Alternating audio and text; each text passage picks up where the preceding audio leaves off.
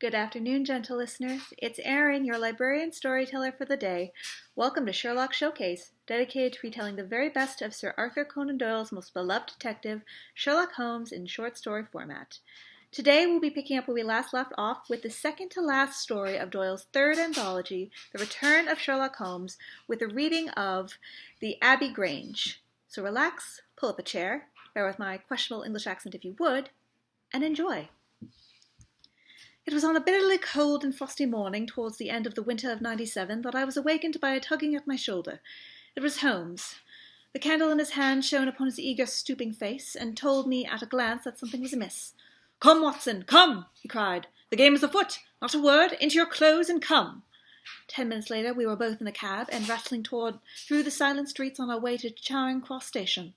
The first faint winter's dawn was beginning to appear, and we could dimly see the occasional figure of an early workman as he passed us, blurred and indistinct in the opulent London reek. Holmes nestled in silence into his heavy coat, and I was glad to do the same, for the air was most bitter, and neither of us had broken our fast.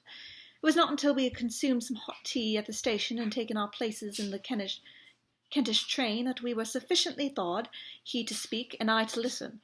Holmes drew a note from his pocket and read it aloud. Abbey Grange, Marsham, Kent, 3:30 a.m. My dear Mr. Holmes, I should be very glad of your immediate assistance in what promises to be a most remarkable case. It is something quite in your line. Except for the releasing the lady, I will see that everything is kept exactly as I have found it, but I beg you not to lose an instant, as it is difficult to leave Sir Eustace there. Yours faithfully, Stanley Hopkins.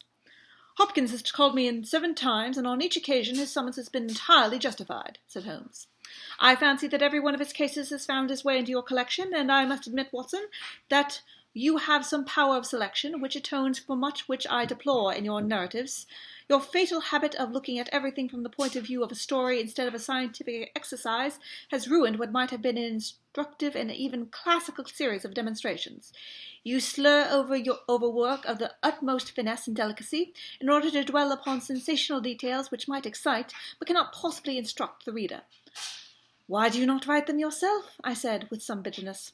I will, my dear Watson, I will. At present I am, as you know, fairly busy, but I propose to devote my declining years to composition of a textbook, which shall focus the whole art of deduction into one volume. Our present research appears to be the case of a murder. You think this Sir Eustace is dead, then? I should hope so. Hopkins' writing shows considerable agitation, and he is not an emotional man. Yes, I gather that there has been violence, and that the body is left for our inspection. A mere suicide would not have caused him to send for me. As to the release of the lady, it would appear that she had been locked in her room during the tragedy.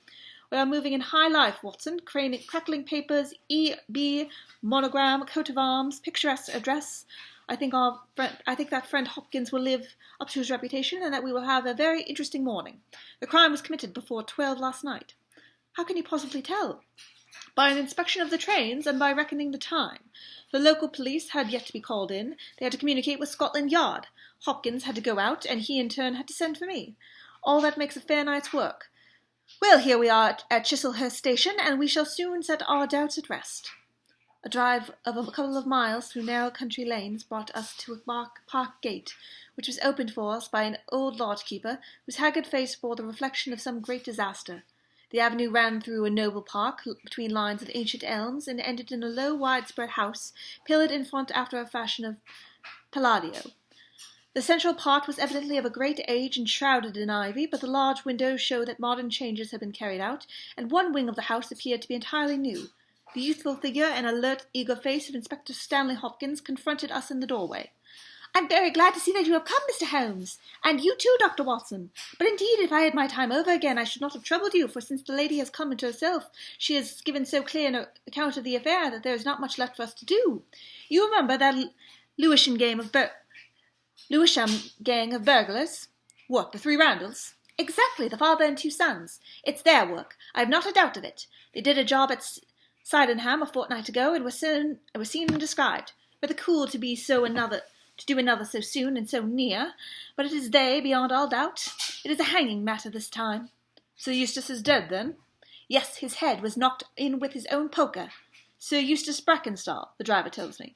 "Exactly, one of the richest men in Kent. Lady Brackenstall is in the morning room. Poor lady, she had a most dreadful experience. She seemed half dead when I saw her first. I think you had best see to her and hear her account of the facts. They will soon examine the dining-room together." Lady Brackenstall was no ordinary woman. Seldom have I ever seen so graceful a figure, so womanly a presence, and so beautiful a face.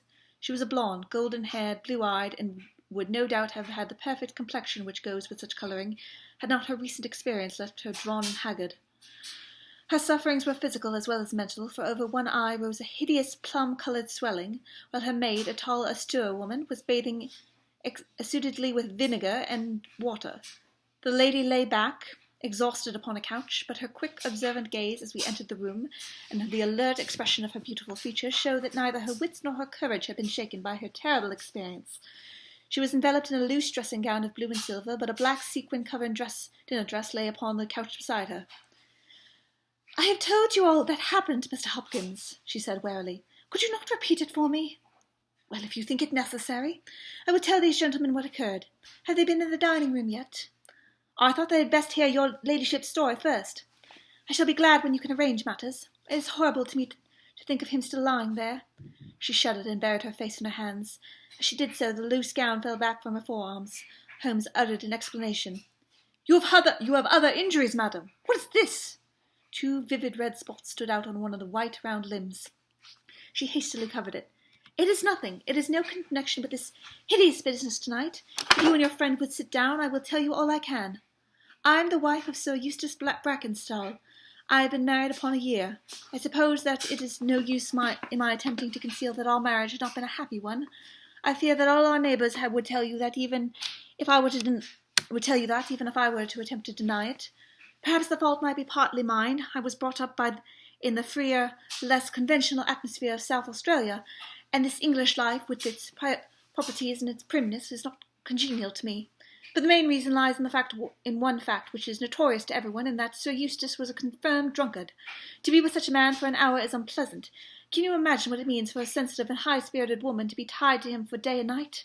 It is sacrilege, a crime, a villainy to hold that such a marriage is binding. I say that these monstrous laws of yours will bring a curse upon the land. God will not let such wickedness endure." For an instant she sat up, her cheeks flushed and her eyes blazing from under the terrible marks upon her brow. Then the strong, soothing hand of the austere maid drew her head down onto the cushion, and the wild anger died away into passionate sobbing. At last she continued. "I will tell you about last night. You are aware, perhaps, that in this house all the servants sleep in the modern wing. This central block is made up of the dwelling rooms, with the kitchen behind and our bedroom above. My maid, Teresa, sleeps above my room. There is no one else, and no sound could alarm those who are in the farther wing. This must have been well known to the robbers, or they would not have acted as they did. Sir Eustace retired about 10:30. The servants had already gone up to their quarters. Only my maid was up, and she had remained in her room at the top of the house until I needed her services.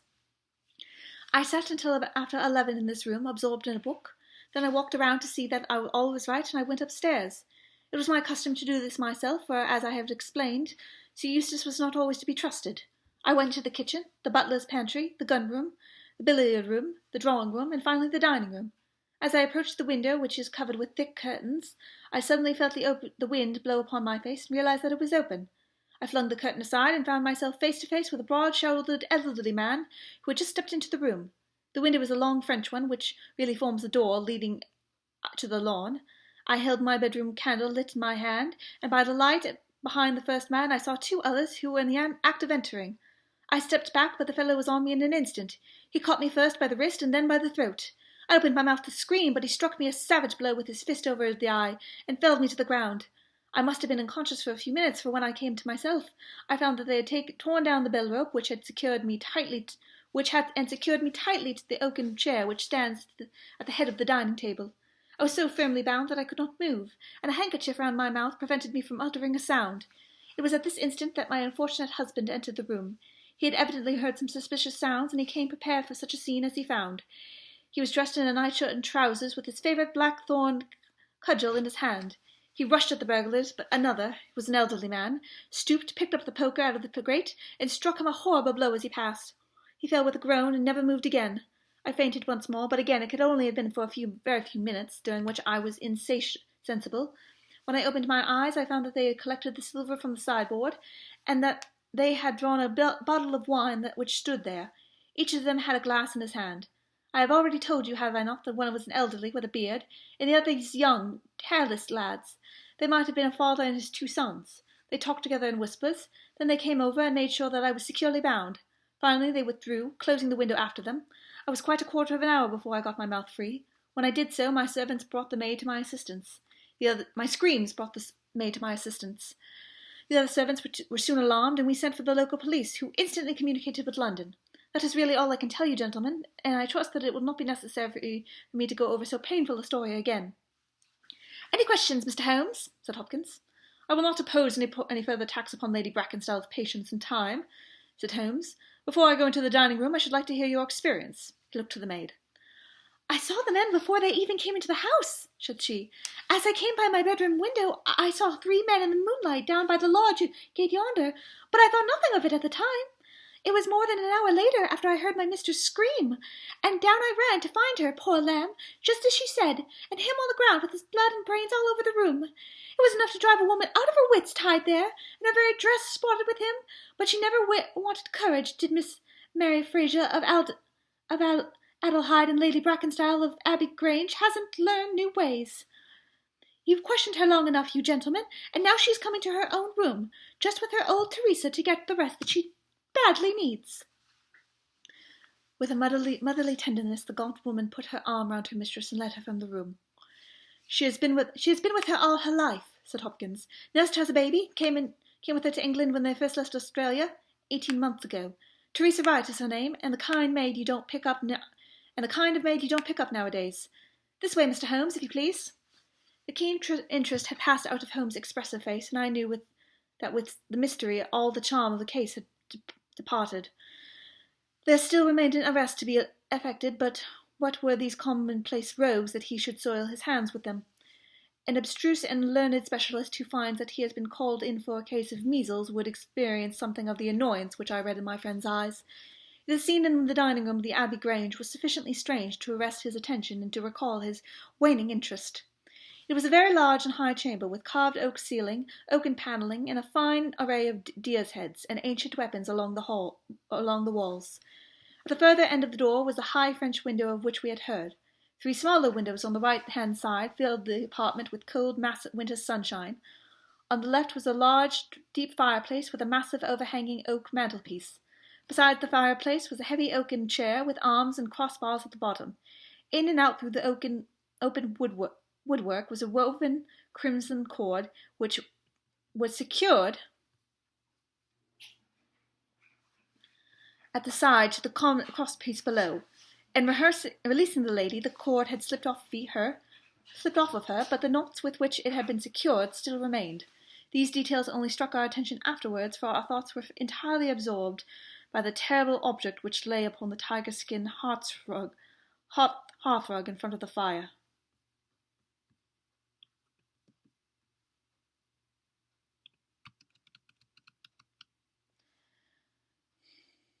It was the body of a tall, well-made man, about 40 years of age.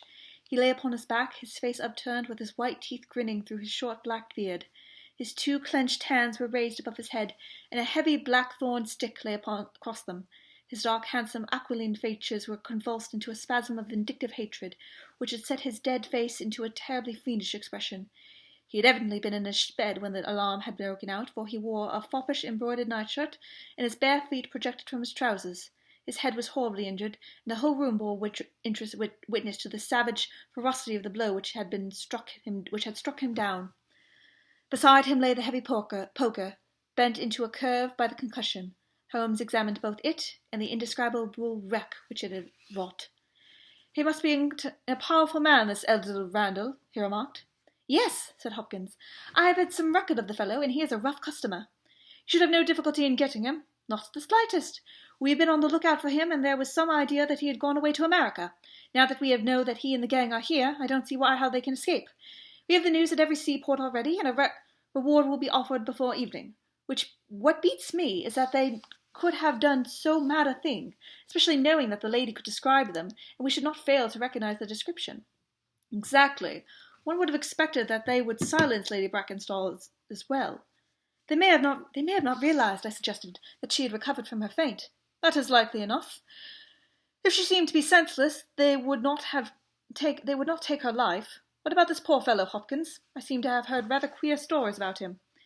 He was a good-hearted man when he was sober, but a perfect fiend when he was drunk, or rather when he was half drunk, for he seldom really went the whole way. The devil seemed to be in him at such times, and he was capable of anything. From what I hear, in spite of all his wealth and his title, he very nearly came our way once or twice. There was a scandal about his drenching a dog with petroleum and setting it on fire. Her ladyship's dog, to make the matters worse. That was only hushed up with difficulty. Then he threw a decanter that made Teresa right. There was trouble about that. On the whole, and between ourselves, it will be bright to house without him. What are you looking at now? Holmes was on his knees, examining with great attention the knots upon the red cord with which the lady had been secured. Then he carefully scrutinized the broken and frayed end where it had been snapped off when the burglar had dragged it down. When this was pulled down, the bell in the kitchen must have rung loudly, he remarked. No one could hear it. The kitchen stands right at the back of the house. How did the burglar know that no one would hear it? How dared he pull at the bell rope in that reckless fashion?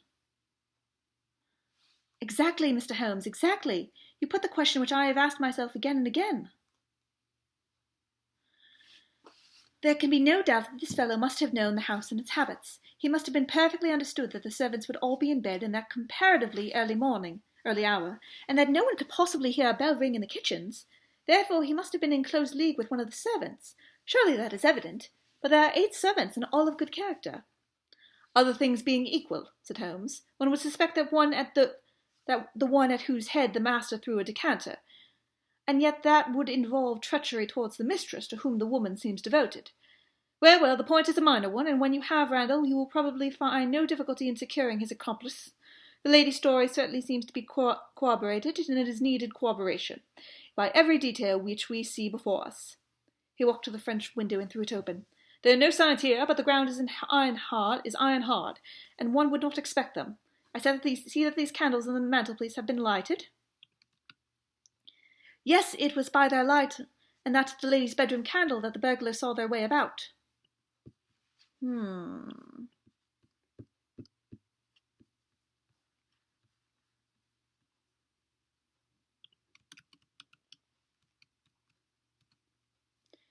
And what did they take?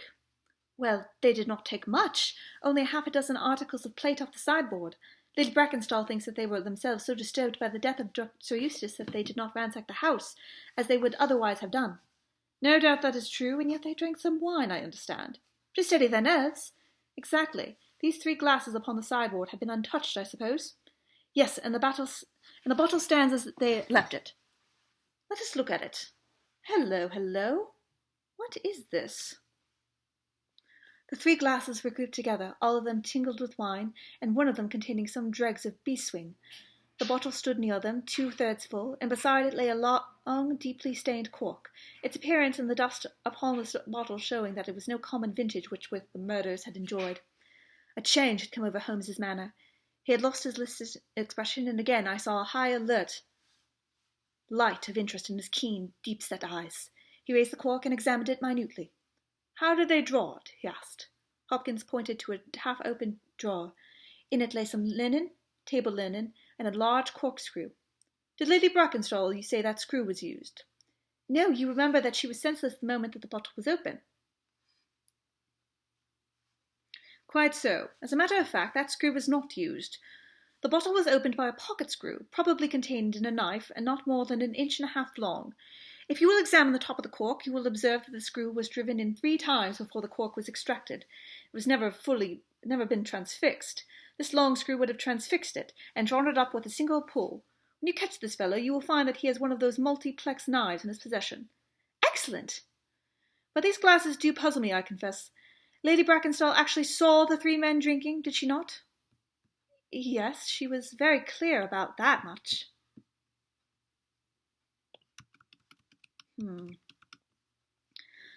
Then there is the end of it. What more is to be said? And yet you must admit that the 3 glasses are very remarkable, Hopkins. What, you see nothing remarkable? Well, let it pass. Perhaps when a man has certain special knowledge and special powers like my own, it rather encourages him to seek a complex explanation when a simpler one is at hand. Of course, it must be mere chance about the glasses. Well, good morning, Hopkins. I don't see why I can be of any use to you, and you appear to have your case very well. You will let me know when Randall is arrested, and any further developments which may occur. I trust that I shall soon have to congratulate you upon a successful conclusion. Come, Watson, I fancy that we may employ ourselves more profitably at home." During our return journey, I could see by Holmes's face that he was much puzzled by something which he had observed. Every now and then, by an effort, he would throw off the impression, and talk as if the matter were clear. But then his doubts would settle down upon him again, and his knitted brows and abstracted eyes would show that his thoughts had gone back once more to the great dining room of the Abbey Grange, in which this midnight tragedy had been enacted. At last, by a sudden impulse, just as our train was crawling out of a sub-train station, he sprang onto the platform and pulled me out after him. "Excuse me, my dear fellow," he said, as we watched the rear carriages of our train disappearing upon a curve. "I'm sorry to make you the victim of what might have been a mere whim, but on my life, Watson, I simply can't leave that case in this condition. Every instinct that I possess cries out against it. It's wrong. It's all wrong. I swear it's all wrong. And yet the lady's story was complete, the maid's corroboration was sufficient, and the detail was fairly exact. What have I to put up against that? 3 wine-glasses, that is all.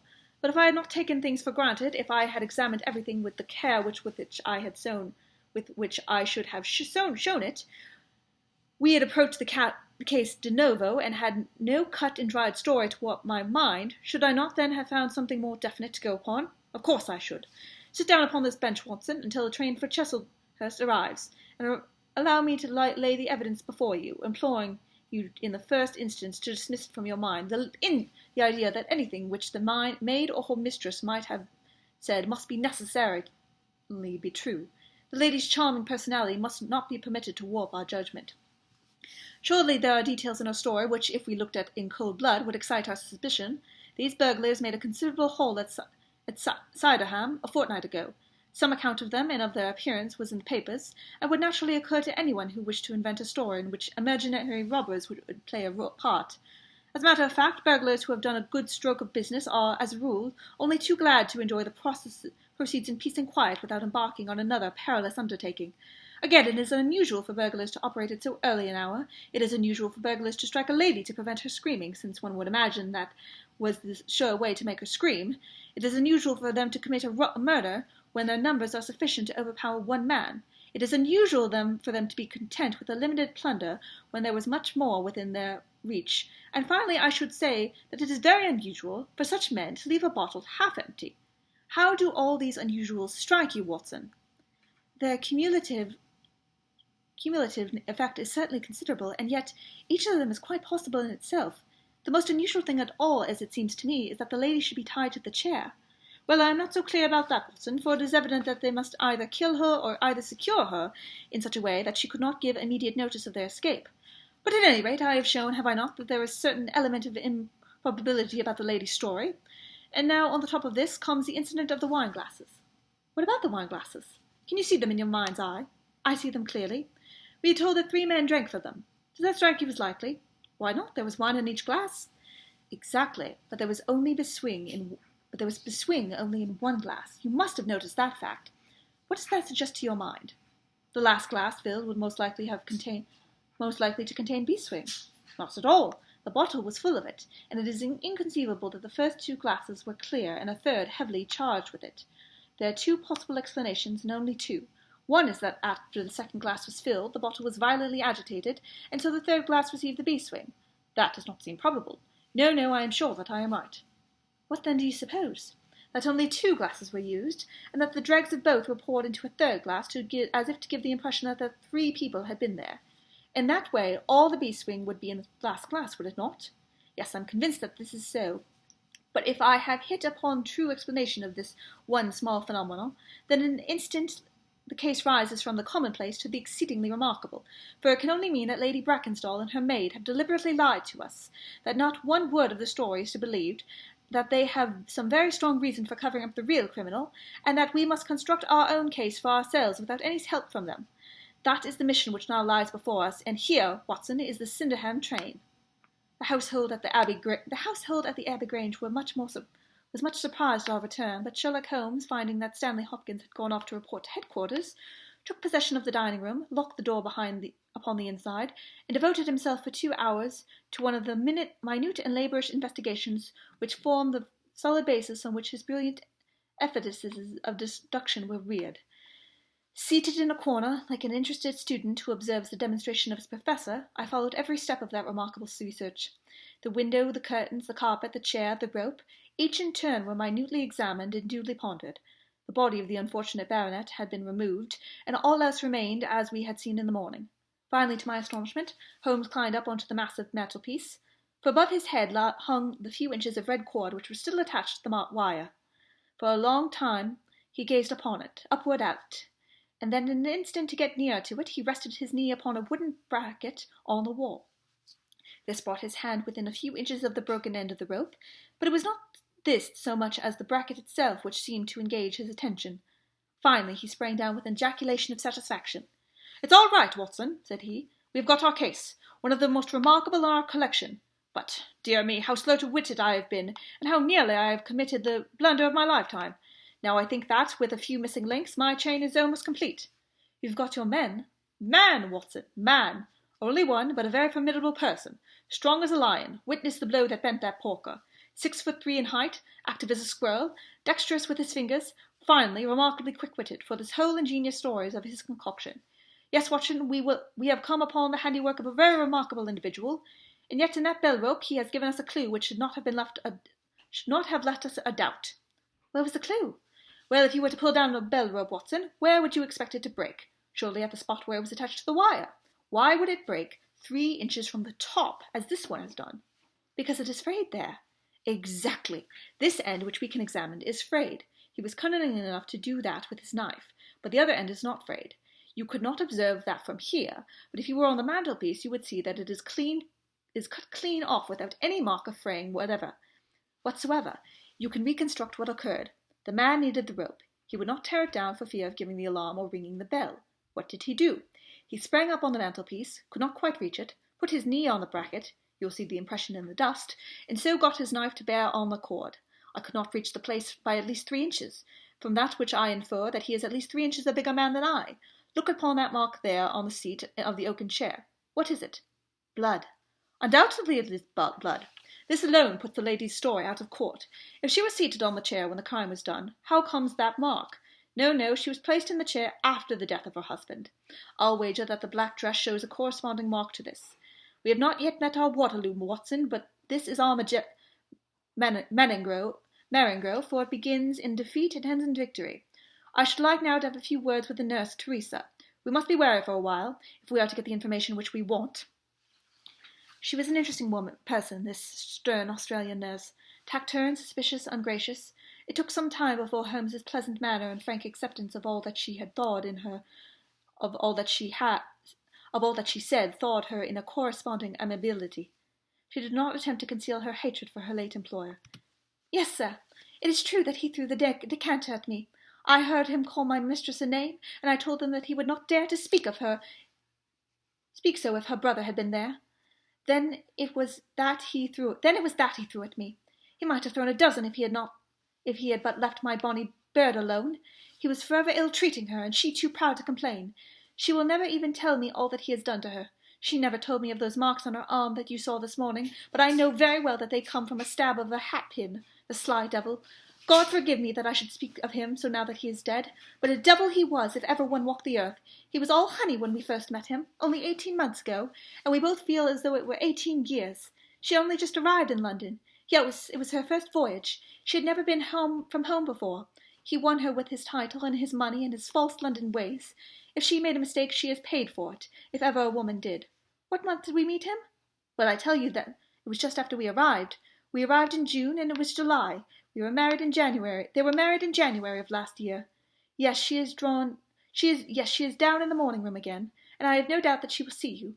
But you must not ask too much of her, for she has gone through all that flesh and blood will stand." Lady Brackenstall was reclining on the same couch, but looked brighter than before. The maid had entered with us, and began once more to foment the bruise upon her mistress's brow. "I hope," said the lady, "that you have not come to cross-examine me again." "No," Holmes answered in his gentlest voice. "I will not cause you any unnecessary trouble, Lady Brackenstall, and my whole desire is to make things easy for you, for I am convinced that you are a much-tried woman. If you will treat me as a friend and trust me, you may find that I will justly justify your trust." "What do you want me to do?" "To tell me the truth." "Mr. Holmes! No, no, Lady Brackenstall, it is no use. You may have heard of any little reputation which I possess. I will stake it all on the fact that your story is an absolute fabrication." Mistress and maid were both staring at Holmes with pale faces and frightened eyes. "You are an impudent fellow!" cried Teresa. "Do you mean to say that my mistress has told a lie?" Holmes rose from his chair. "Have you nothing to tell me?" "I have told you everything." "Think once more, Lady Brackenstall. Would it not be better to be frank?" For an instant there was a hesitation in her beautiful face. Then some new strong thought caused her to set it like a mask. "I have told you all that I know."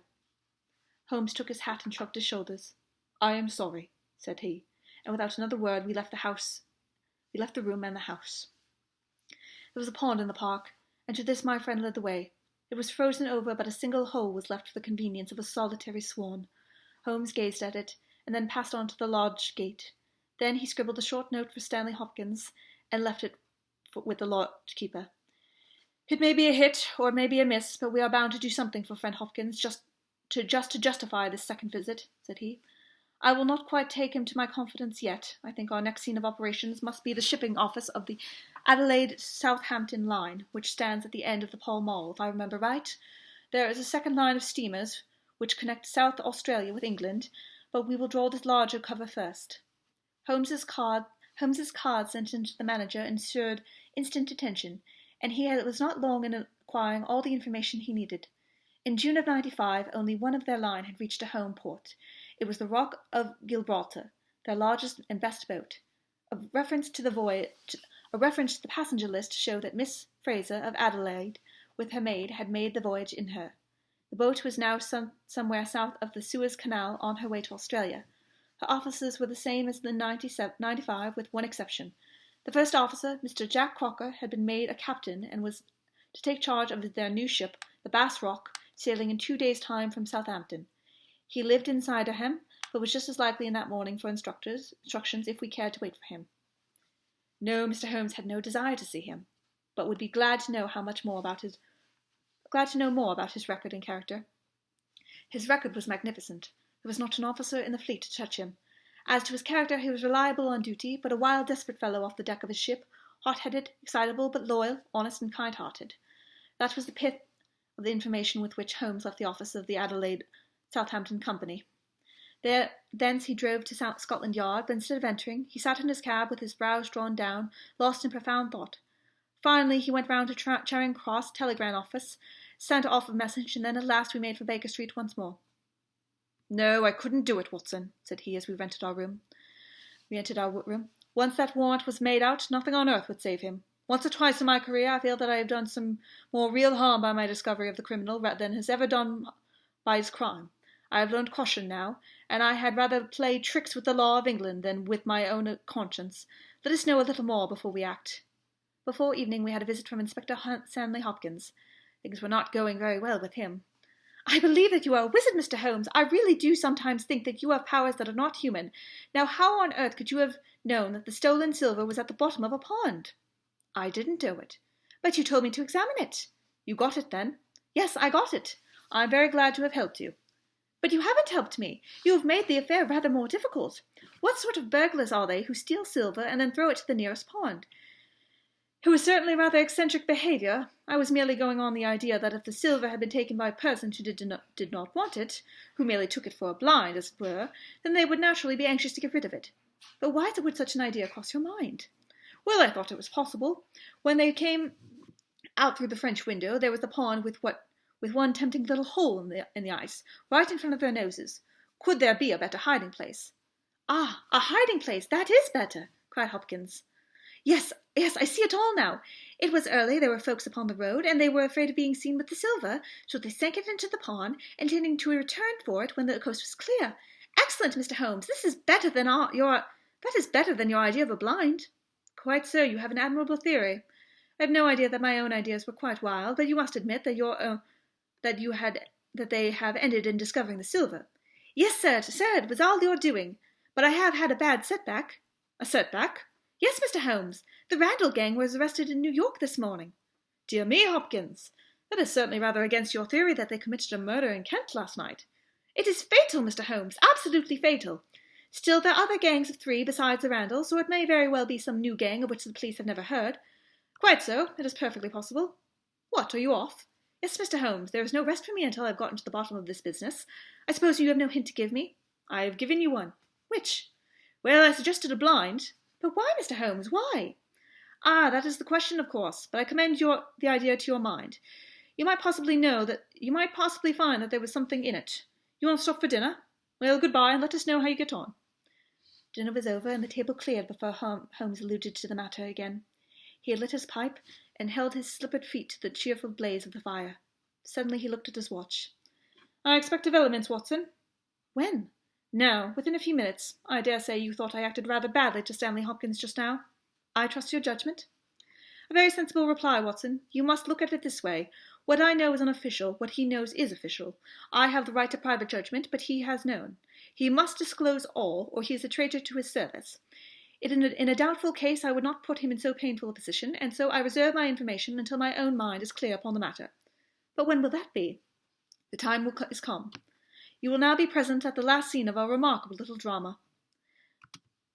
There was a sound upon our stair, and then a door was opened to admit a fine specimen of manhood as ever passed through it. He was a very tall young man, golden moustached, blue-eyed, with a skin which had been burned by tropical suns, and a springy step which showed that the huge frame was as active as it was strong. He closed the door behind him, and then he stood with clenched hands and heaving breast, choking down some overmastering emotion. Sit down, Captain Crocker. You got my telegram? Our visitor sank into an armchair and looked from one of us to the other with questioning eyes. I got your telegram, and I came at the hour you said. I heard that you had been down to the office. There's no getting away from you. Let's hear the worst. What are you going to do with me? Arrest me? Speak out, man. You can't sit there and play with me like a cat with a mouse. Give him a cigar, said Holmes. Bite on that, Captain Crocker, and don't let your nerves run away with you. I should not sit here smoking with you if I thought that you were a common criminal. You may be sure of that. Be frank with me, and we may do some good. Play tricks with me, and I will crush you. What do you wish me to do? To give me a true account of all that occurred in the Abbey Grange last night. A true account, mind you, with nothing added and nothing taken off. I know so much of already that if you go 1 inch off the straight, I'll blow this police whistle from my window, and the affair goes out of my hands for ever. The sailor thought for a little. Then he struck his leg with a great sunburned hand. I'll chance it, he cried. I believe you are a man of your word, and a white man, and I'll tell you the whole story. But I will say one thing first. So far as I'm concerned, I regret nothing, and I fear nothing, and I would do it all again and be proud of the job. Damn the beast, if he had as many lives as a cat, he would owe all of them to me. But it's the lady, Mary Fraser, who never will I call her by that accursed name. When I think of getting her into trouble, I who would give my very life to just bring one smile to her dear face, it's that turns my soul into water. And yet, what less could I do? I'll tell you my story, gentlemen, and then I'll ask you, as man to man, what less could I do? I must go back a bit. You seem to know everything, so I expect that you will know that I met her when she was a passenger, and I the first officer of the Rock of Gibraltar. From the first day I met her, she was the only woman to me. Every day of that voyage I loved her more, and many a time since I have kneeled down at the doctor's in the night watch and kissed the back of that ship because I know her dear feet had trodden it. She was never engaged to me. She treated me as fairly as any woman treated a man. I have no complaint to make. It was all love on my side, and all good comradeship and friendship on hers. When we parted, she was a free woman, but I could never again be a free man. Next time I came back from sea, I heard of her marriage. Well, why shouldn't she marry whom she liked? Title and money, who could carry them better than she? She was born for all that is beautiful and dainty. I didn't grieve over her marriage. I was not a selfish hound as that. I rejoiced that good luck had come her way, and that she had not thrown herself away on a penniless sailor. That's how I loved Mary Fraser. Well, I thought to never see her again, but last voyage I was promoted, and the new boat was not yet launched, so I had to wait for a couple of months with my people on Ciderham. One day out in the country lane I met Teresa Wright, her old maid. She told me all about her, about him, about everything. I tell you, gentlemen, it drove me nearly mad. This drunken hound with his...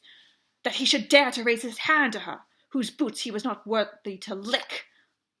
I met Teresa again. Then I met Mary herself, and met her again. Then she would meet me no more. But the other day I had noticed that I was to start on my voyage within a week, and I determined that I would see her once more before I left. Teresa was always my friend, for she loved Mary and hated this villain almost as much as I did. From her I learned the ways of the house.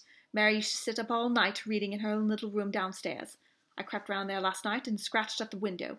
At first she would not open to me, but in her heart I know that she loves me. I know now that she loves me, and she could not leave me in the frosty night.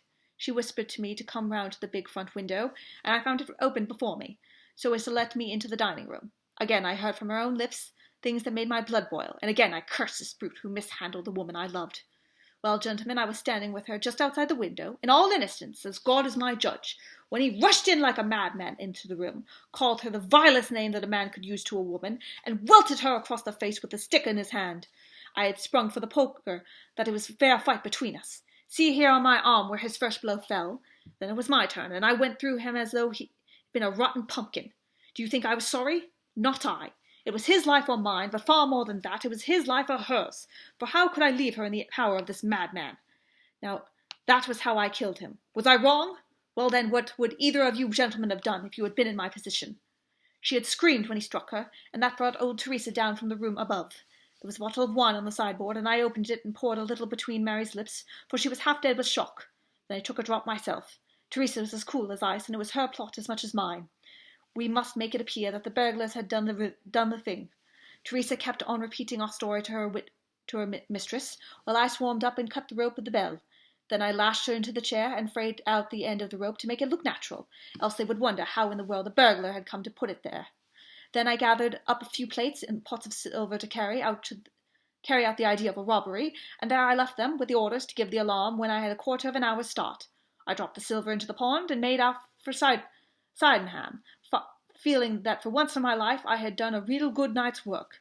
And that's the truth and the whole truth, Mr. Holmes, if it cost me my neck. Holmes smoked for some time in silence. Then he crossed the room and shook our visitor by the hand. That's what I think, said he. I know that every word is true, for you have hardly said a word which I did not know. No one but an acrobat or a sailor could have got up to that bell rope from the bracket, and no one but a sailor could have made the knots which with the cord was fastened to the chair.